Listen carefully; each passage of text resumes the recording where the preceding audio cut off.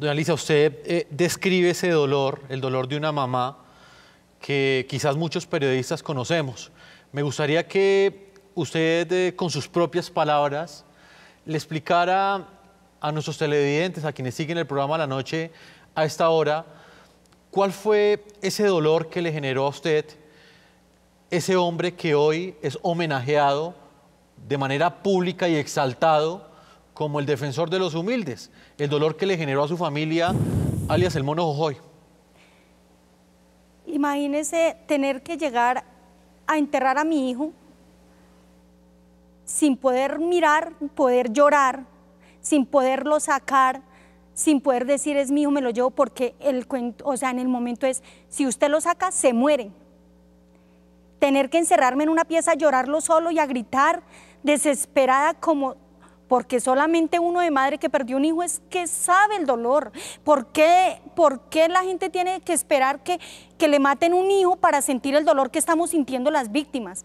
Yo no perdí solamente un niño de 5 años, perdí una niña de 17 años, porque no se quiso ir con la guerrilla, me la mataron y hoy en día el Estado dice que no me reconocen mis hijos. ¿Por qué no? Porque no la reconocen.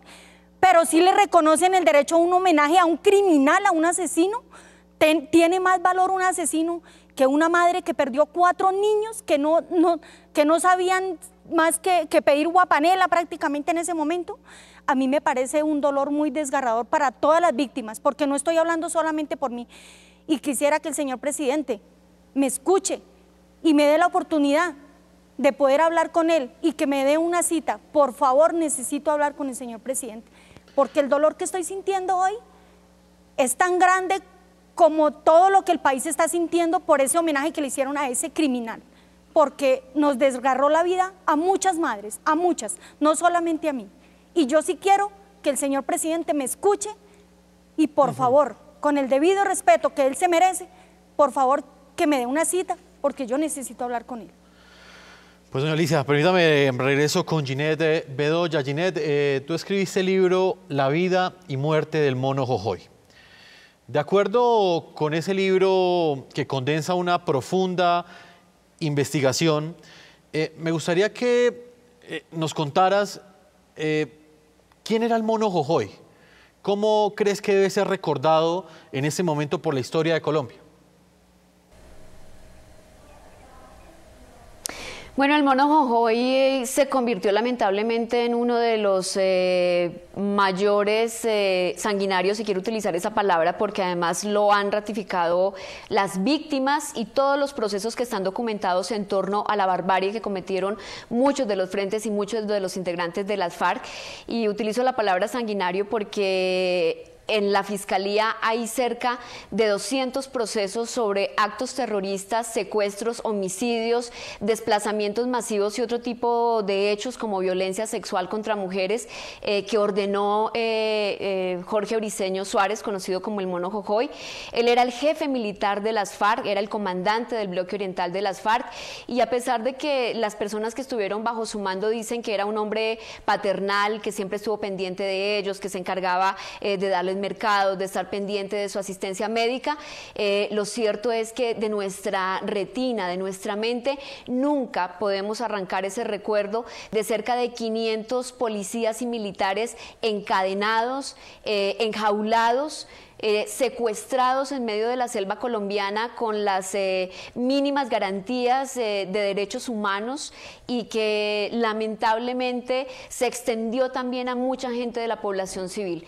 Este señor es responsable de más de 5.000 secuestros, muchos secuestros de los cuales las personas nunca regresaron. Estas víctimas quedaron seguramente muertas en medio de las montañas de Colombia, pero también es responsable de haber desangrado económicamente a centenares de empresarios, de industriales, de comerciantes, de gente del común, a los cuales se les extorsionó y se les cobró la llamada Ley 002, que era el nombre que le pusieron a la extorsión abierta que las FARC hacían en la época del Caguán. General en retiro Luis Mendieta, me gustaría saber cuál es esa imagen que usted recuerda del Mono Jojoy. Como lo planteé al comienzo de esta presentación, usted es víctima directa de este criminal de las FARC, no solamente porque él organizó la toma de Mitú, que fue la primera vez que las FARC lograron el control territorial de una capital de departamento.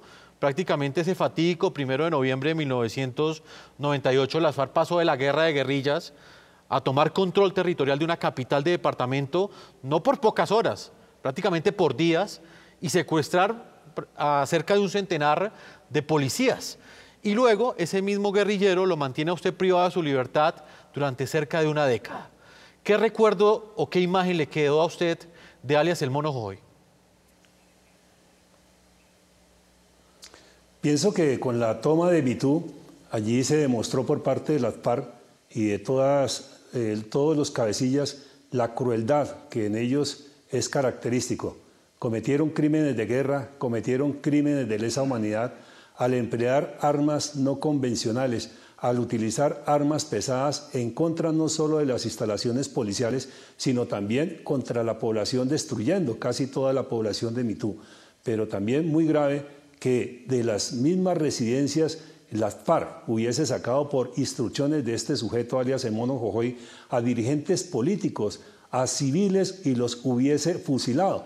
Allí, en este momento, quienes están organizando este evento, por ejemplo, creo que debe estar alias Romaña, quien participó también en esta toma, alias Caete, que hace unos días también nuevamente se internó hacia el bloque oriental. Allí ellos son responsables de todos estos hechos criminales, de estos crímenes atroces, crímenes contra la humanidad, porque es la ofendida.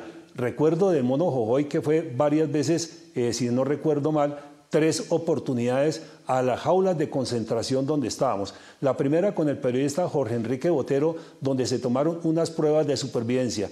La segunda es cuando se presenta el secuestro de los 3 americanos y que fueron llevados a estas jaulas de concentración, donde también allí estaba Ingrid Betancourt, Clara Rojas y otros dirigentes políticos.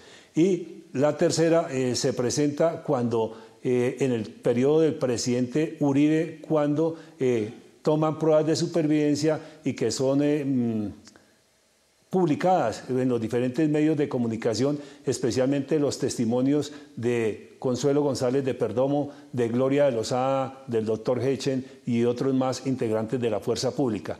Aparte de eso, tenemos que mientras estuvieron en cautiverio compañeros nuestros, como es el caso de Julián Ernesto Guevara, pues allí no le suministraron los medicamentos, tampoco la adecuada alimentación, la atención que él merecía, y lo dejaron morir allí de una condición infrahumana, porque allí podemos considerar que fuimos sometidos a tratos crueles, inhumanos, degradantes, a toda esta clase de torturas por los vejámenes cometidos cuando nos hacían transitar de una manera cruel por la selva de Colombia, transitando por la Manigua, por esos lodazales, por esos sitios tan duros para nosotros.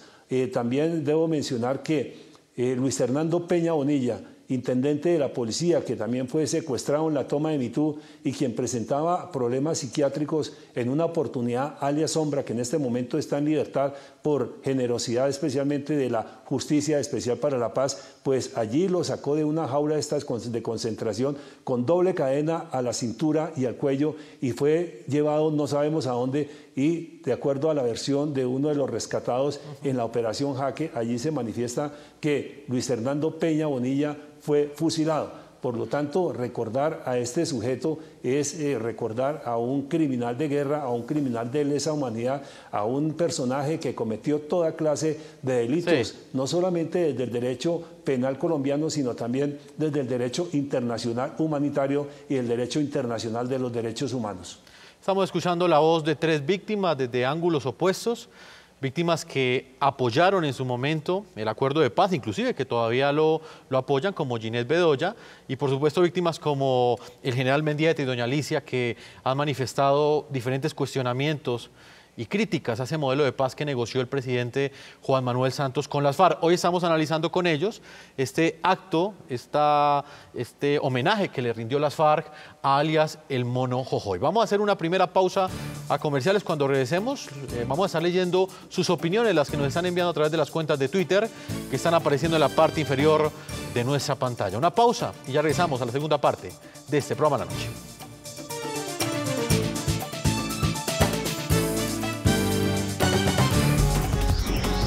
Ya regresamos con La Noche.